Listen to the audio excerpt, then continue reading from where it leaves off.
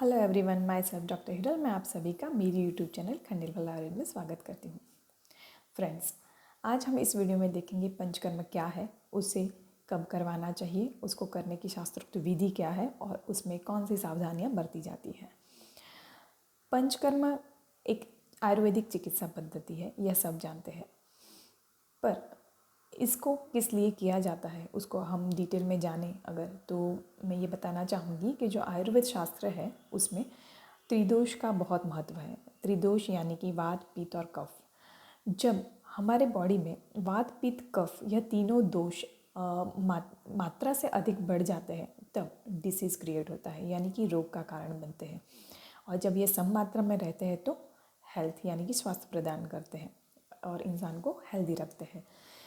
वात, पित्त, कफ के भी एक स्पेसिफिक स्थान है हमारे बॉडी में। जैसे वात जो है वो नाभि के नीचे के एरिया में रहता है, पित्त जो है वो हृदय और नाभि के बीच में यानी कि नेबल और चेस्ट के बीच में रहता है, और चेस्ट के ऊपर यानी कि हृदय के ऊपर का जितना भी पोर्शन है वहाँ पे कफ का स्थान बताया गया है।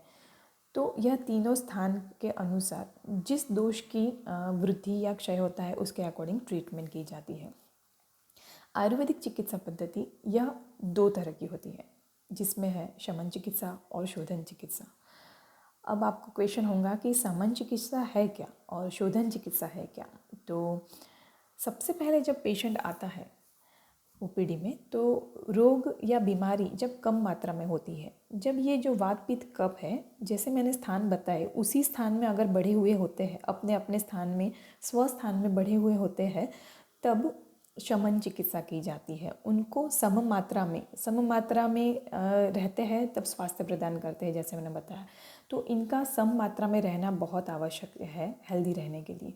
अगर इसकी मात्रा अपने स्वस्थान में ही बढ़ती है यानी कि रोग या बीमारी कम मात्रा में है और कम लक्षण वाली है, तब दवाई देने से, दवाई कैसी, स्वरस, चूर्ण, कल्क, बटी, काढ़ा, आसव, अरिष्ट, भस्म, इस तरह से डिफरेंट फॉर्म में ओरली उनको दवाई देके बीमारी को कम किया जाता है। इसको बोलते हैं शमन चिकित्सा, यानी कि दोषों को, स्वस्थान में बढ़े हुए दोषों को अपने स्थान में लाने के लिए, अपने ही स्थान में सम स्थिति में लाने के लिए शमन चिकित्सा की जाती है।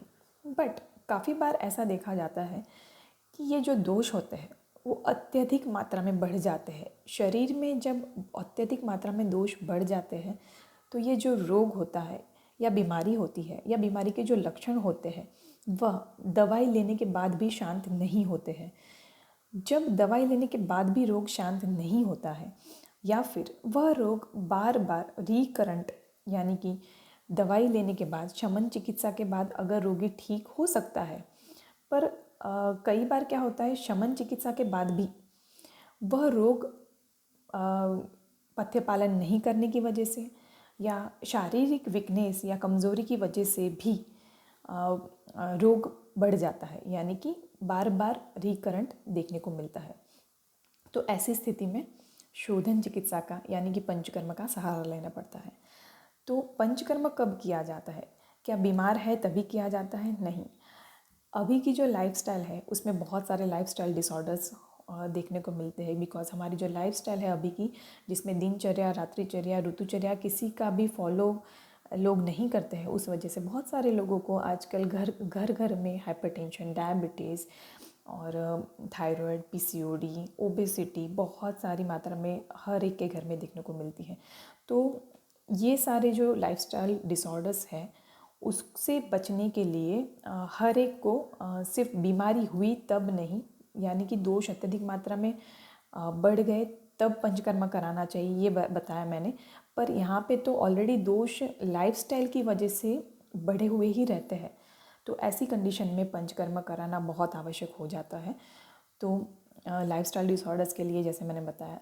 अब स्वास्थ्य यानी कि अगर आप हेल्दी अगर है तो आपको डेफिनेटली कराना चाहिए, ताकि आपके स्वास्थ्य को बचाए रखने के लिए पंचकर्म बेस्ट होता है। तो हेल्दी पीपल्स भी करवा सकते हैं। उसमें किसी को यहाँ पे एक श्लोक में बताना चाहूँगी कि आयुर्वेद अनुसार एक श्लोक दिया गया है आयुर्वेद में, जिसमें है कि दोषाः कदाचित कुपयन्ति जीताः लंघन पाचे नहीं। जीता संशोधनेषु न तु तेषां पुनरुद्भवा। यानी कि जब वैद्य शमन चिकित्सा करता है, यानी कि दीपन पाचन इस तरह से जब शमन चिकित्सा करता है, दवाइयाँ देता है, तब दोष शांत हो जाते हैं। पर कई बार वह शांत होने के बाद भी अपथ्य के कारण, किसी भी कारण से वह रिकरेंट होते हैं। तो शोधन जो थेरेपी है, यानी कि पंचकर्म होता है, अगर ट्रीट किया गया हो पेशेंट को, तो वह दोष रिकरेंट नहीं होता है, बीमारी फिर से नहीं आती है। तो पंचकर्म के जिसने भी करवाया होता है, उसके बॉडी में से बहुत सारे जो अत्यधिक मात्रा में दोष होते हैं वो निकल जाते हैं और रोग जो है वो नाबूद होता है। तो पंचकर्म इतना इफ़ेक्टिव है, यह बताने के लिए मैंने ये श्लोक मेंशन किया। और अब मैं पंचकर्म के बारे में थोड़ा आपको एक उसका जो फॉर्मेट है वो बताना चाहूँगी कि किस तरह से वैद्य पंचकर्म करता है। तो पंचकर्म में 5 प्रोसीजर्स होती है।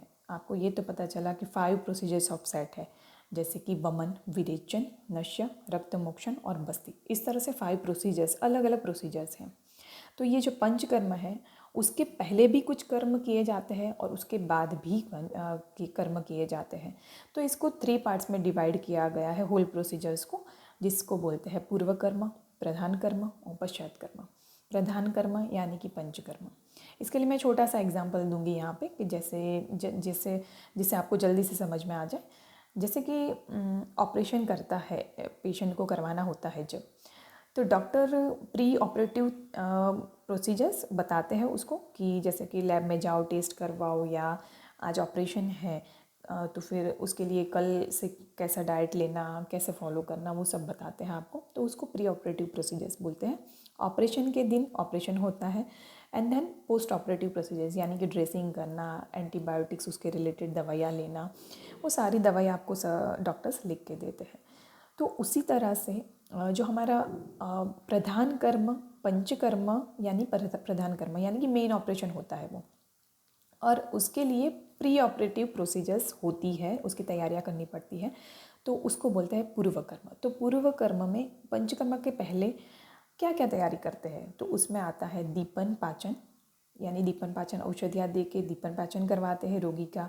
जब पेशेंट आता है तो कुछ दवाइयाँ स्टार्ट करते हैं वैद्य, और उसके बाद स्नेहन में भी आभ्यंतर स्नेहन करते हैं, बाह्य स्नेहन करते हैं। आभ्यंतर स्नेहन में घी या ऑयल या जिस तरह की भी मेडिकेटेड दवाई पेशेंट को देते हैं। बाह्य स्नेहन में बाहर से मालिश और स्वेदन करके जो भी पूरे ओवरऑल बॉडी के जो दोष होते हैं वो शाखा में से, यानी कि जो भी स्प्रेड हो गए हैं, अत्यधिक मात्रा में बढ़ जाते हैं तो वो शाखा में चले जाते हैं। तो शाखा में से कोष्ठ में लाके डाइजेस्टिव ट्रैक्ट के थ्रू नज़दीकी मार्ग से, यानी कि वमन यानी कि ऊपर की तरफ से वॉमिट करवा के या तो नीचे की तरफ से जुलाब दे के विरेचन प्रोसीजर करके उसको क्लियर करते हैं। तो पंचकर्मा के पहले ये प्रोसीजर होना बहुत ज़रूरी होता है, यानी कि पूर्व कर्म अच्छे से हुआ है तो उसका जो प्रधान कर्म है वो अच्छे से होगा। सेकंड है प्रधान कर्म, जिसके बारे में मैं बाद में बताती हूँ। और थर्ड है पश्चात कर्म, यानी कि पंचकर्म के बाद क्या करना चाहिए, उसमें पश्चात कर्म में बताया जाता है पोस्ट ऑपरेटिव चीज़ें, जैसे कि संसर्जन कर्म, यानी कि उस दौरान आपको किस तरह का खाना खाना है, किस तरह का फूड लेना है, और बहुत सारी उसमें चीज़ें रिकमेंड करते हैं वैद्य, जैसे कि ट्रैवलिंग नहीं करना, यात्रा प्रवास नहीं है अलाउ, और बातचीत करना अलाउ नहीं है, दिन में सोना, वो सारी चीज़ें नहीं करना, उसके बारे में डॉक्टर्स बताते हैं और किस तरह का फूड का प्लानर देते हैं, डाइट प्लानर, तो उसको फॉलो करवाते हैं। तो ये हो गया पूर्व कर्म, प्रधान कर्म और पश्चात कर्म। अब हम नेक्स्ट वीडियो में देखेंगे कि किस तरह से कौन से रोग में वमन, विरेचन, बस्ती, नशा और रक्तमोचन, ये स्पेसिफिक थेरापीज़ है अलग अलग, तो वो किस में कराते हैं, किस रोग में कराते हैं, और क्या उसको घर पे कर लेना चाहिए या चिकित्सक की निगरानी में करना चाहिए, कैसे करना चाहिए, उन सब के बारे में। और बहुत सारे दूसरे भी उपकर्म हैं, पंचकर्म के भी अलग अलग छोटे छोटे पंचकर्म हैं जो आप घर पे भी कर सकते हो। उस तरह के कर्मों के बारे में हम नेक्स्ट वीडियो में देखेंगे। तब तक के लिए बाय।